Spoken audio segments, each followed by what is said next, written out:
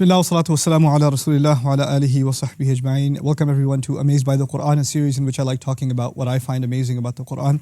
Today I'll explain the difference, a subtle difference between two ayat, one belonging to Surah Al-Ma'idah, the 5th surah, and the other to Surah Al-Taghabun, the 64th surah. Very similar. وَأَطِيعُوا اللَّهَ وَأَطِيعُوا الرَّسُولِ.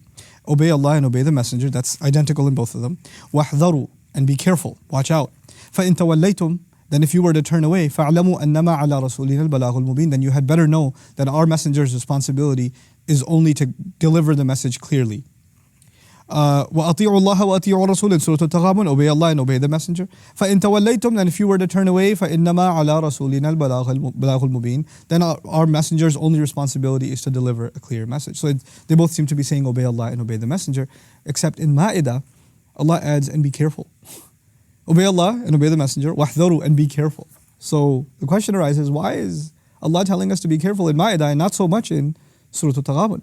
You'll notice in Surah Al-Taghabun, it's a sermon and it doesn't have any commandments. And we're not given anything to watch out for, anything to be careful about in particular. So Allah does not add, be careful. But if you study Surah Al-Ma'idah, just the ayat before, this is ayat number 92, I'll read to you something from ayat number 90 and 91. Listen up. Ya ayyuhalladhina amanu, those of you who have iman, innamal khamr wal maisir wal ansab wal azlam rijsum min amali shaitan.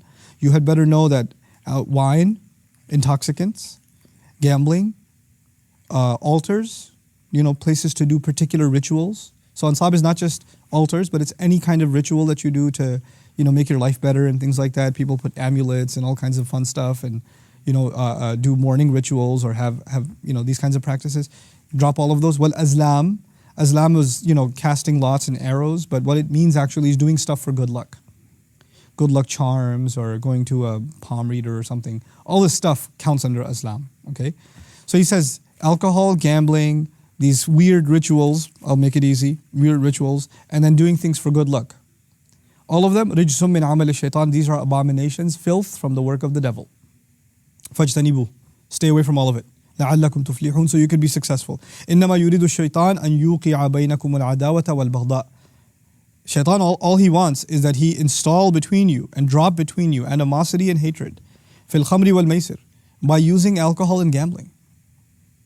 That's pretty serious. وَيَصُدُّكُمْ عَنْ ذِكْرِ اللَّهِ, and moreover, he wants to prevent you from remembering Allah, وَعَنِ الصَّلَاةِ, and he wants to prevent you from prayer itself. فَهَلْ أَنْتُمْ مُنْتَهُونَ, then are you going to stop or what?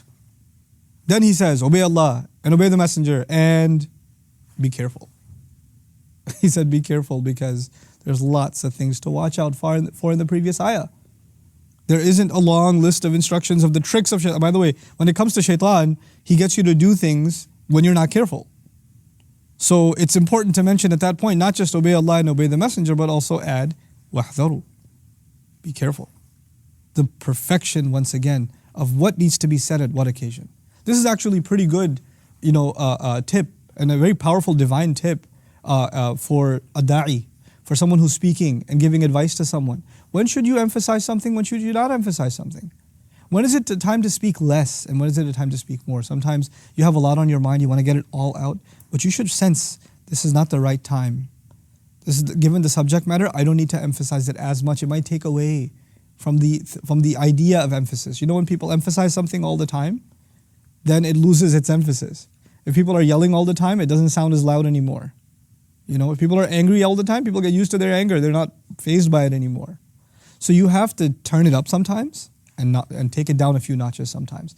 That's what the Quran does. That's why the Quran's ayat are compared to the breeze. Some breezes are strong, some are soft, some are warm, some are cold. This is what Allah does.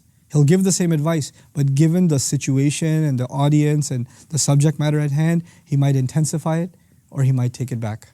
He might tone it down, subhanAllah. And that's the wisdom of Allah's speech. May Allah Azza wa Jal help us embody that kind of wisdom in our own speech. Barakallahu li wa lakum. Wassalamu alaikum wa rahmatullahi wa barakatuh. Assalamu alaikum wa rahmatullah. If you enjoyed this video, please do share it with friends and family.